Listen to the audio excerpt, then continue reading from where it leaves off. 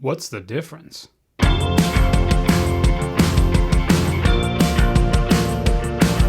Welcome back to the Band Guide. I'm your band guy, Colin, and today we're talking about dynamic microphones, more specifically broadcast style dynamic microphones.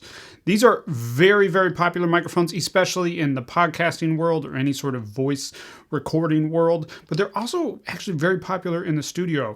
Probably the most popular, most well-known version is the SM7b by Shure, which is an excellent microphone, a little bit pricey, but a really, really solid microphone. Another very famous popular option is the EV or Electro Voice RE20. This is a really cool microphone as well. You've probably seen this one as well. Also very nice, also kind of pricey. And then there's newer entries into the market. Rode has a couple of great options. This is a great option from Samson that's much more affordable, yet still built like a tank. So what I want to do in this video is go through these three different microphones and show you the features, kind of just a little bit about them, give you some audio examples, some spoken word audio examples so you can hear the difference. I'm going to compare their companions, the Cloud Lifters. Samson also has one called the High Rise. That's a really great option to just boost the gain into your recordings. I'm going to compare those as well and just give you a little bit more context and understanding around using these microphones and help you decide which one is right for you. As I said, there are very different price points across these three microphones and between these two different boxes. And I think that you can definitely get great option no matter which one you pick. But before we get into it, I just have to say Samson did send me this microphone and this High Rise, but they are not sponsoring this video. There's no money exchanging hands. And honestly, if I didn't think they were worth mentioning on this channel, I would have just sent them back to them. So very cool products, very cool people over at Samson, worth considering, but let's actually listen to the microphones so you can decide for yourself. But first up, let's talk about build quality and features, starting with the Shure SM7b. This is a great microphone, and the build quality is definitely there. I mean, there's a reason that it's kind of the industry standard, and build quality is definitely a factor of that. If it broke and was kind of cheaply made, people wouldn't like it. But it's a great microphone. It's well built, metal construction, feels very solid, and it has a yoke-style mount, which is really cool because you can mount this directly to your microphone stand, and it has a nice swivel feature here, so you can put it on the stand and just twist it on. You don't have to turn the microphone all the way around. You don't have to worry about having a separate clip for it that could get lost. But at the same time, you also can't easily at least have a shock mount on it. I'm not aware of a SM7b shock mount. If you are, let me know in the comments. But yeah, so it has a built-in stand. That's cool. The second feature that is very iconic with this microphone is the windscreen. So this has a windscreen or pop filter that's built onto it, but you can actually remove it, which is really nice. And that's a feature the other two microphones that we're looking at today do not have. I was editing this and just realized I should clarify that just a little bit. The Samson Q9X and the Electro Voice have internal windscreens that can't be removed, but the Samson does actually come with an external windscreen in addition to the internal windscreen that can be added or removed depending on what you need. And so that's great if you wanted to record vocals. You can take that windscreen off. You can not have this huge amount of foam. It's not huge, but a fairly thick piece of foam blocking the vocals and cutting out some of the high frequencies. So you get a little bit airier of a tone, not massively different, but a slight bump. It can be nice. So especially for recording, that can be a nice feature. And also if this just gets nasty over time, you could change it out, which is also nice. So great feature as well. I love that, very iconic. One thing I don't love about this microphone is that it has this external cable, and they do that for a cool reason, which is that they have the microphone connection going the same direction as the mount down here. So they have the cabling external to make that happen. I don't love it because those are just 2 points that could fail fairly easily, and they're hardwired, so it wouldn't be easy to change it out. So I don't love that. Other solution would just be to have it on the back like the other two microphones that we'll look at in just a second, but just something to note. Okay, the final feature to talk about is the tone controls. It's really cool that they included this. So if we look on the back here, Shure has a couple of little notch filters that we can bump up or down. I don't know if that's the right term, but basically little adjustments that we can make with a key. So right now it's set to flat. You can see the flat curve across the top if we look up there. And I can use a key carefully to shift this down into a high pass filter. So if you look at that now, that tone control shows that we have a high pass filter cutting out any excessive low end. Or on the other side, I can push it up and we'll get a presence boost, which is cool. It's a cool feature. It's kind of an odd setting configuration. It's not super easy to use that, but it is nice because it couldn't accidentally get bumped out of what you wanted to set it on originally. So that it's pro and con kind of going on simultaneously with that. Let's go and talk about the Samson Q9X. This is a really cool microphone as well. And honestly, it's built way better than I'd expect a microphone at this price point to be. This is something like almost a quarter of the price of the SM7b, and it's basically the same construction quality in my opinion. I don't think if you handed me both of these and didn't tell me which one was which, and price points and all that stuff, and if I didn't recognize them and all that, I don't know that I'd be able to tell you which was the more expensive microphone. So that's high praise. It's a really nice microphone build quality-wise. It has an internal pop filter, so there's no external pop filter. It has the same yoke style mount and same kind of twist knob, so you can put it on your stand and just tighten it by twisting it, which is really nice. The SM7B does have these twist knobs on the side, so once you get it positioned how you like, you can tighten those and it will lock it in place. This microphone does not have it. They just have kind of these tension designs, so basically once you set it, it doesn't move. And from my experience so far, that's true. It isn't ever kind of just like shifting out of place, but you can't tighten it. So bit of a pro and a con there. Overall though, I like that. And then it just has the XLR output from the back as opposed to from the bottom, so there is no external cable, which is nice. The output coming from the back can be a little inconvenient at times, but overall doesn't really matter. And then it does have one mid-presence boost bump that you can set.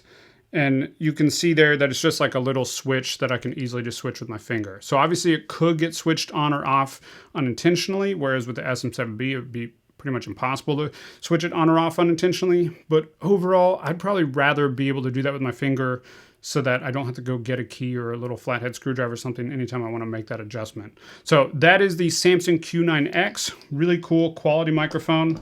And then finally, another classic is the Electro Voice RE20. Now, this does not have a yoke style mount, so this just has a clip that you tighten on there at the end. And so you could put very easily a shock mount or something on this microphone, and that's cool as well. It does have internal pop filter design, and then it has the same kind of end point XLR connection. And then it does also have a tone switch as well. If we look at that, let me get that to focus there for you. Same kind of thing, except that you can switch that one with your finger. It's in kind of a cool place, be easy to pop on or off. And I believe it's just a full tilt EQ switch. So it kind of bumps out the low end and bumps out the high end at the same time. Really cool microphone. Again, quality-wise, it's great. They're all roughly the same weight, and they all feel roughly the same quality. This gives you kind of a cool military thing. I don't know. Let's talk about these guys. So dynamic microphones, specifically broadcast-style dynamic microphones, are inherently fairly quiet microphones. So to get enough volume out of them, you often need something like a cloud lifter to add additional gain before your interface preamps. A standard Focusrite preamp probably can't give it enough gain to get a clean signal on most sources. So what this box does is it just gives you 25 decibels of boost in line, meaning that you plug a mic cable in from the microphone into this, and then it plugs from here out into your interface, so it's just in line in the mic line, and it just adds 25 decibels to that signal. The Samson Hi-Rise does the same thing, but instead of just being 25 decibels, it also can do, let me get that to focus up there, 30 decibels, 20 decibels, or 20 decibels with a high frequency lift, which is like a high shelf, adding kind of a sheen on top of your mix. It also has a low cut function in it at 120 hertz, which is a pretty cool feature as well. The Cloud Lifter doesn't have any of those tonal options, which is fine. There's nothing wrong with that. It gives you nice, clean, quality gain, but having those tonal options is pretty cool. The second thing to note is that this Cloud Lifter, at least at the time I'm filming this, runs about $150, and the Samson Hi-Rise, at the time I'm filming this, runs about $80. So almost half price for this. But listen when I do the audio demonstration to see if you notice any sort of quality difference. I will be sure to list which one I'm using. All right, let's actually listen to these microphones, right? So I'm going to switch over from my shotgun mic that I use for these videos to the Samson Q9X. And this is a great sounding microphone. You might notice right off the bat that it's a little bit darker, almost muffled sounding in comparison, which is why the tonal options are so great. There's a couple reasons for that are worth mentioning. First of all, that shotgun mic is about 14 inches away, so it's not getting as much low end from my voice. This microphone is 2 inches away, so it's getting a lot more low end from my voice. Second reason is just kind of the character of this microphone. These microphones tend to be darker, warmer, fuller sounding. They give you that big boomy broadcast voice. You'll also notice that there's not as much room sound in it, and that's because this microphone isn't quite as sensitive, and also because this microphone is much, much closer to my mouth. So those are some of the initial things that you might notice. You might also notice there's a little bit of kind of plosives or just like low-end air that you're hearing in this microphone. That internal pop filter helps a lot, but it doesn't necessarily get 100% of it. And we're running this through the Samson inline mic booster, the high rise. And one cool thing is that it has this low cut option at 120 hertz. So if I flip that on, you'll notice that the air sound isn't nearly as problematic. It immediately is a little bit of a cleaner sound, right? Now, what I want to do is go ahead and switch on this mid boost here so you can hear a little bit of that. With that on, you'll notice that my voice is a lot more present, a little bit more upfront. It's a presence boost, right? So it is very, very usable, gives you kind of like a polished EQ'd vocal sound right off the bat. It's a really cool sound. I like the sound of this presence boost. I think it's at a really good location on the EQ curve. And because we're using the Samson high rise, we actually have another tonal option. We're currently just adding 20 decibels of gain with this Samson high rise, as well as the high cut that we just set. But I can also flip on the high frequency shelf, which is just like a high boost. So I'm going to go and flip that on. And you'll notice right away that there's kind of almost a crispiness to my voice. Now, this isn't perfect on everything. In my opinion, it's maybe even a little bit overextended, but I've actually recorded some instruments with this microphone and it sounds really great on acoustic guitar and on vocals. So depending on what you're recording, that high frequency shelf could be really, really good for you. So I'm going to go and flip it back off. Now, what I want to do to compare these microphones is give you as close of a similar recording as I can. So I'm going to say the same phrase, switching between the tonal options on the microphone. For all of them, initially we're going to run through the Samson high-rise inline mic booster, and then we'll also compare it to the Cloud Lifter in just a minute. But we'll start by running them all through the same mic booster so you can really just hear the sound of the microphone with the different tonal options. So right now this has the mid-frequency boost. I'm going to go ahead and flip that back off. And I want to just say one phrase over and over and over again so that you can really focus on just the differences in what you're hearing from the microphone. So I need to think of something that I could say that I want you to hear a whole bunch and definitely go and act on after I finish this video. So maybe check out my band Broke Royal's new song, Big Dream. Check out my band Broke Royal's new song, Big Dream. Check out my band Broke Royal's new song, Big Dream. Check out my band Broke Royal's new song, Big Dream. Check out my band Broke Royal's new song, Big Dream. Check out my band Broke Royal's new song, Big Dream. Check out my band Broke Royal's new song, Big Dream. All right, honestly, watching that back, that might be counterproductive to my goal, but if you like good music and this video has been helpful to you at all, I would love it. It would mean the world to me if you go check out my band Broke Royal's song, Big Dream. That's the last time I'm going to say this in this video, I promise you. Let's go and talk about these inline boosters just a little bit because they're a big part of the sound. So we've been running all the mics so far through the high rise just with a 20 decibel boost, but this can go up to a 30 decibel boost. So if you really need to add a lot of volume, it can do that. The Cloud Lifter doesn't have any options. It's just fixed at a 25 decibel boost. So what I'm going to do is I'm going to keep the microphones in the setting that I most prefer, which has the presence boost for each of them. So I have this current Samson mic set with the presence boost on it. And then I am going to have the SM7b with a presence boost and the RE20 with kind of like the tilt shift presence boost thing going on. And then I'm going to talk a little bit with the Samson high rise and then with the Cloud Lifter, and I won't just keep saying the same phrase over and over again. And you can decide which you like better with the microphone that you think sounds best, because it is an important part of the sound and you should pair what you think sounds best to your ears. Again, the Cloud Lifter is about $150. The Samson high rise is about $80 at the time that I'm filming this. And the last thing to note is that the high rise has 20 decibels and 30 decibel increments. It also has the tone switches, but we're not going to use the tone switches at all. The Cloud Lifter is fixed at 25 decibels, and since it's fixed, I'm just going to try to balance the volumes after the fact in the video editing software, so they should be roughly the same volume when you're listening to them back to back. But there is 25 decibels and then a 20 decibel boost coming from each of these. Let's go and check them out, starting with this Samson high rise on the Samson Q9X, and then I'm going to switch over to the Cloud Lifter with the Q9X. And again, this is 5 decibels louder, so there will be a bit of a change there, but I'm going to try to balance that out in post. But I'm just talking now to give you an example of how this one sounds compared to the high rise. And now we're going to talk into the SM7b with the presence boost into the cloud lifter. This is a classic combination. I almost feel like the cloud lifter was made for this. I know that's probably not true, but it kind of feels like that. The way it's talked about, if you get an SM7b, you got to get a cloud lifter. But yeah, what do you think of this compared to the Samson high-rise into the SM7b with the presence boost? Again, I've not done any of the tonal adjustments on this, so this is just set at a 20 decibel boost. We could actually add 10 more decibels to this, so we could actually be louder than the cloud lifter with the Samson high-rise, but this is the Samson high-rise with the SM7b. And let's finish up with the RE20 with the tilt shift EQ thing, initially into the Samson high-rise. Again, this is a great classic microphone running into a pretty new piece of gear here. So I'm curious what you think about this combination compared to the cloud lifter with the RE20 with the tilt EQ boost. Again, this is a classic combination. It's very common to get an RE20 and a cloud lifter. I think I just said cloud booster. I don't know. Maybe I'm right, maybe I'm wrong. But this is another classic combination. Which do you prefer between this and the Samson high-rise? And just in general, out of these three microphones and these two inline options, which is your favorite combination? Let me know down in the comments below. Go ahead and pause this video and let me know in the comments which you like best. But let's go and wrap up with some final thoughts about which microphone might be best for you. So which one? Well, I honestly think you can't go wrong with any of these microphones. I think they all sound great.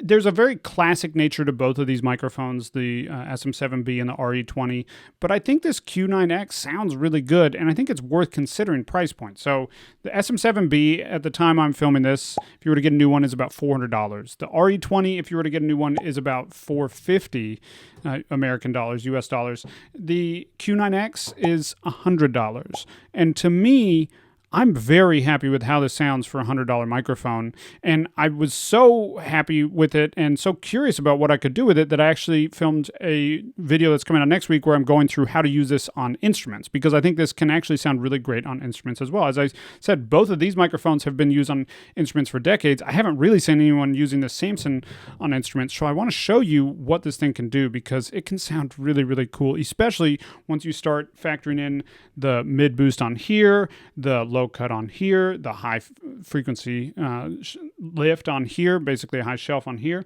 You can start getting really, really cool tones out of this one microphone.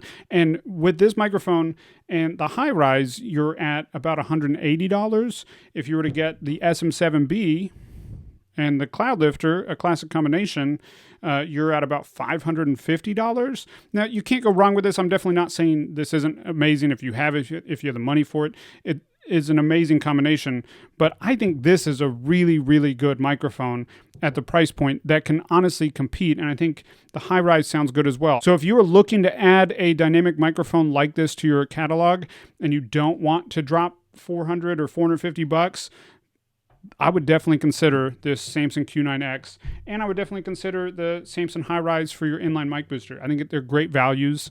I like Samson because they live in this nice space of quality without being crazy prices, but also not being like the cheapest thing. It's not budget gear. It's affordable gear, which I think is the sweet spot for most home recording musicians. Now, this type of microphone is great for podcasting. It's great for recording vocals. It's great for recording guitar. It's great for all sorts of things. So it's a great thing you can consider throwing into your arsenal.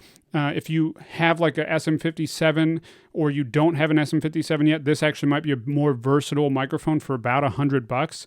This microphone is a more comparable price point to this than the SM7B. So to me, for most people, especially home studios, this is a microphone that I think you should at least consider if you don't already have something like it. I will link to all of these microphones, the inline booster and the cloud lifter, in links down below. They are affiliate links, so a very small percentage will come back to support me in this channel if you found this valuable at all. Hopefully you'll go through those links, but if not, no worries.